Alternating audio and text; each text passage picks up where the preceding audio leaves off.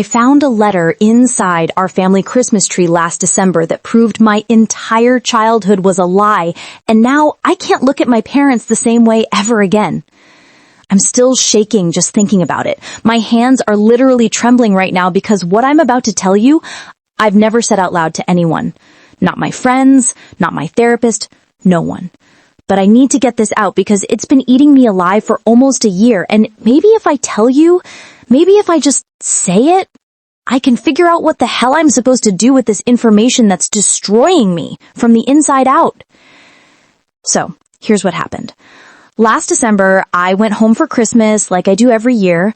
I'm 28 now, living 3 states away, but I always come back for the holidays because that's what you do, right? That's what family is. Or at least that's what I thought family was before everything exploded.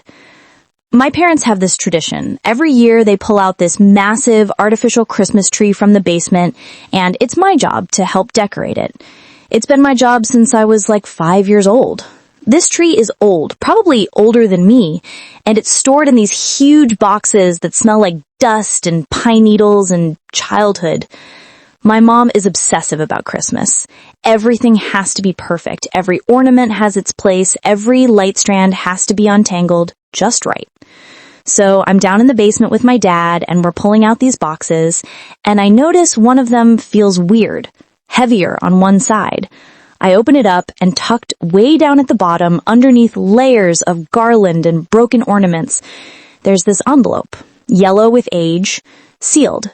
And written on the front in handwriting I don't recognize, it says, "For Michael, to be opened only after I'm gone." Michael is my dad's name. I should have left it alone. I should have called my dad over and given it to him right there. But something in my gut told me not to. Something told me this was important, that this was something I needed to see first. So I slipped it into my jacket pocket when my dad wasn't looking, and I waited until that night when everyone was asleep to open it. The letter was from my grandmother, my dad's mom. She died when I was 16, so this letter had been hidden in that tree for at least 12 years, maybe longer. The handwriting was shaky, like she wrote it when she was already sick, and the paper was so thin it felt like it might disintegrate in my hands. I started reading, and within the first 2 sentences, my entire world tilted sideways.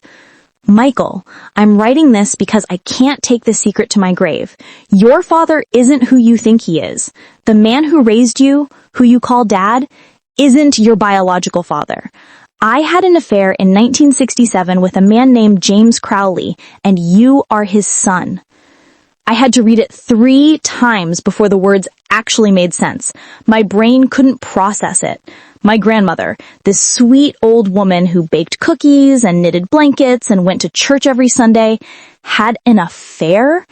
And my dad, my entire life, had no idea he wasn't actually related to the man he called father? The man who died when I was 10? My grandfather? Except he wasn't my grandfather at all. The letter kept going. She explained everything, how the affair started, how she got pregnant, how she decided to stay with her husband and never tell him the truth because it was the 60s and divorce wasn't really an option, especially not in their small town where everyone knew everyone. She said she tried to end things with James, but they kept seeing each other for years. She said my grandfather probably suspected something but never asked because he didn't want to know. And then she wrote something that made my stomach drop. I'm telling you this now because James died last year, and in his will, he left everything to his daughter, Catherine. But Michael, you need to know that Catherine is your half-sister. She doesn't know about you, and I don't know if she should, but you have a right to know where you came from. You have a right to know your real family. Catherine. I knew that name. Catherine Crowley. She was this semi-famous artist who lived 2 towns over from where I grew up. I'd seen her work in galleries. My mom even bought one of her paintings once. And now I'm finding out that this woman, this stranger, is my aunt? My dad's half-sister? And neither of them have any idea. I couldn't sleep that night. I just sat in my childhood bedroom, staring at this letter, trying to make sense of what it meant. My grandmother had carried the secret for decades. She'd watched my grandfather raise a son who wasn't his, and she never said a word. And my dad? He'd lived his entire life thinking he was someone he wasn't. The worst part? The absolute worst part? My grandfather, the man I thought was my grandfather, he was this incredibly strict guy. Tough, military background. He was hard on my dad growing up. Really hard. My dad used to tell stories about how nothing he did was ever good enough, how his father was always disappointed in him, always comparing him to other kids, always pushing him to be tougher, smarter, better. And now I know why. Because some part of my grandfather probably knew. Some part of him probably looked at my dad and saw another man's son, and he couldn't let it go. My dad spent his whole life trying to earn love from a man who could never fully give it to him because of a secret he didn't even know existed. That broke something in me. It actually physically hurt in my chest thinking about it. I spent the entire Christmas hiding this letter, smiling at breakfast, opening presents, pretending everything was normal while this bomb was sitting in my suitcase upstairs. My mom kept asking if I was okay, and I kept lying and saying I was just tired from work. My dad kept trying to get me to help him fix something in the garage, and all I could think was, you don't even know who you are. You don't even know your real father is dead and you'll never get to meet him. I went home after Christmas without saying anything, drove 3 states back to my apartment, and spent weeks spiraling. I couldn't eat, couldn't focus at work. I kept thinking about whether I should tell my dad, whether I had the right to tell him, whether it was my place to destroy his entire understanding of his identity and his childhood. Because that's what this would do. If I showed him this letter, everything would change. His memories of his father would be poisoned, his sense of who he is would be shattered, and for what? So he could know the truth? So he could meet a half-sister he never knew existed? Is truth always better than peace? I called my grandmother's old neighbors. I tracked down people who might have known James Crawley. I found obituaries, old newspaper articles, anything I could to verify that this wasn't some kind of mistake or delusion. And everything checked out. James Crawley was real. He died in 2009. He had a daughter, Catherine, who inherited his estate. He was never married. He was a carpenter who lived a quiet life and apparently took his secrets to the grave, just like my grandmother almost did. By the way, if you like stories like this, then like and subscribe. I thought about reaching out to Catherine. I found her website. She has an email listed right there. I drafted a message probably 50 times. Hi, you don't know me, but I think we're related. Hi, this is going to sound insane, but my grandmother had an affair with your father. Hi, I'm your nephew. Nothing sounded right. Nothing felt like the right way to blow up someone's life. Because that's what I'd be doing. I wouldn't just be telling my dad the truth. I'd be dragging this woman into it too. She'd have to deal with the fact that her father had a secret child he never acknowledged. She'd have to reckon with the fact that half of her father's heart belonged to someone else, to a family he could never claim. That's not fair to her either. So I sat on it for months. I kept the letter in a locked drawer in my apartment, and I didn't tell anyone. I went through the motions of my life. I went to work, I saw friends, I dated someone for a few weeks before I realized I couldn't be in a relationship when I was keeping a secret this big. I felt like a fraud. I felt like I was betraying my dad by knowing something about him that he didn't know about himself. Then, in June, my dad called me. Just a normal call. Checking in, asking how work was going, telling me about some project he was working on in the yard. And at the end of the call, he said something that destroyed me.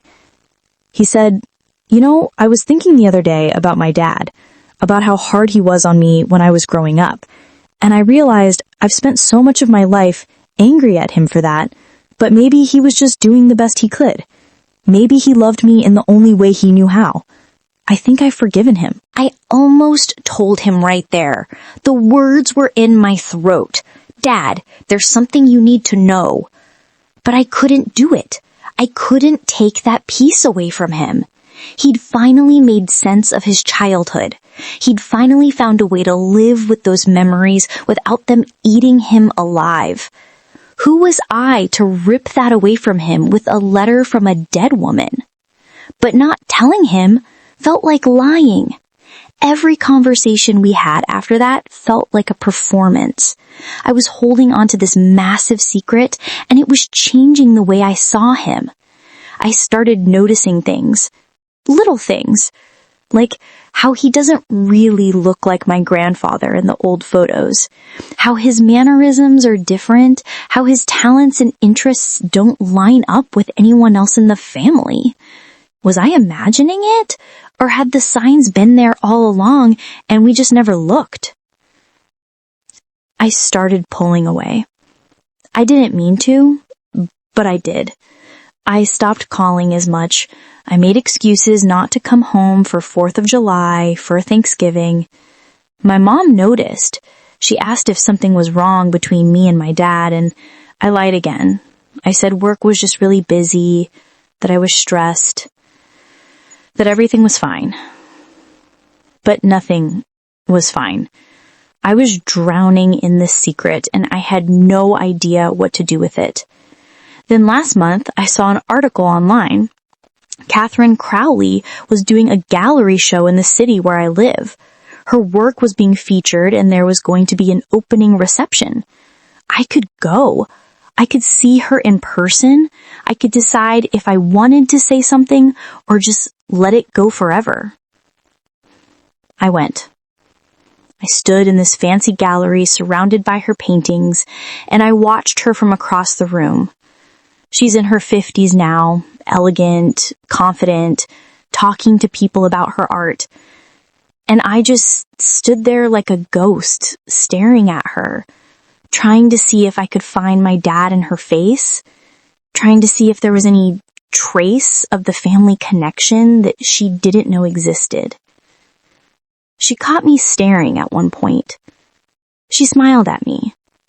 This polite, stranger smile. And I almost lost it. I almost walked right up to her and told her everything.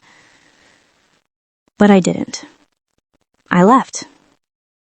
I walked out of that gallery and I sat in my car and I cried for the first time since finding that letter. I still have it. The letter. It's still in that drawer.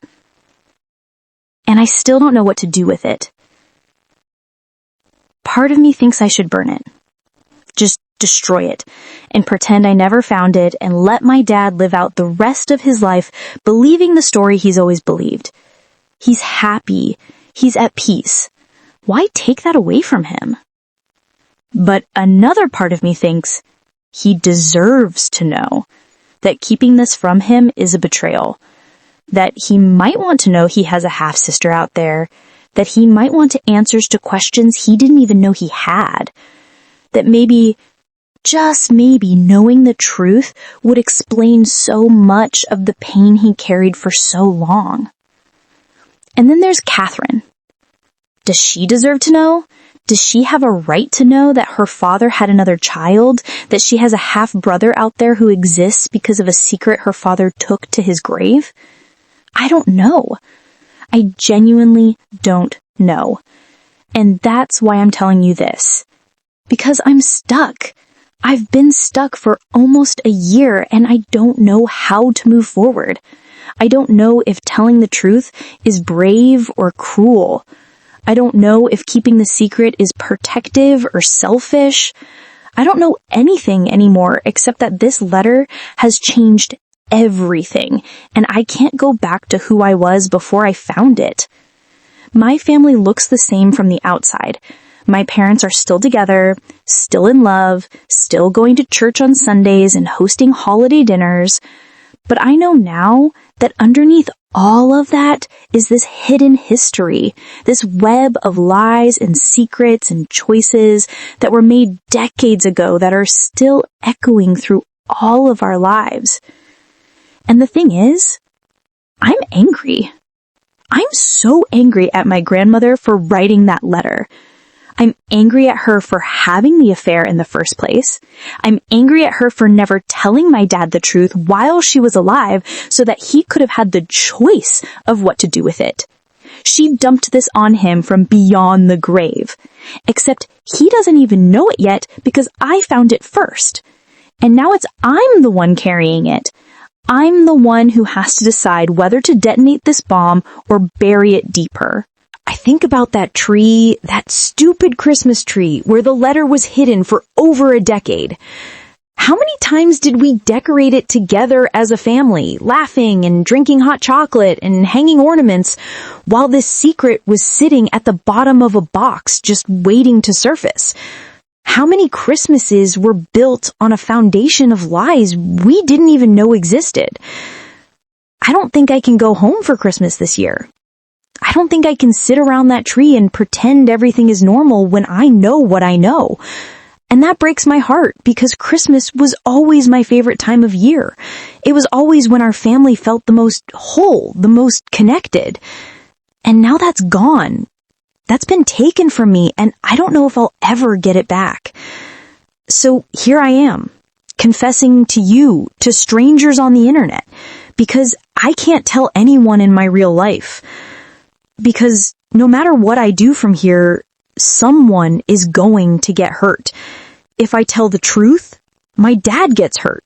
Catherine gets hurt. My mom gets hurt because she'll have to watch my dad process this trauma. And if I don't tell the truth, I get hurt. I keep drowning in this secret. I keep feeling like a fraud every time I talk to my family. There's no good answer. There's no clean way out of this. And that's what I'm learning. That's what this whole nightmare has taught me. Sometimes life doesn't give you good options. Sometimes you just get a handful of bad choices, and you have to pick the one you think you can live with. And I still don't know which one that is. Be honest. If you found a letter like that, would you reveal the truth or keep it buried to protect your family? Drop your thoughts in the comments. I really want to know what you do. And if this story hit you even a little, don't just scroll. Hit like and subscribe. Because every story here isn't just a story, it's someone's truth. Maybe even yours.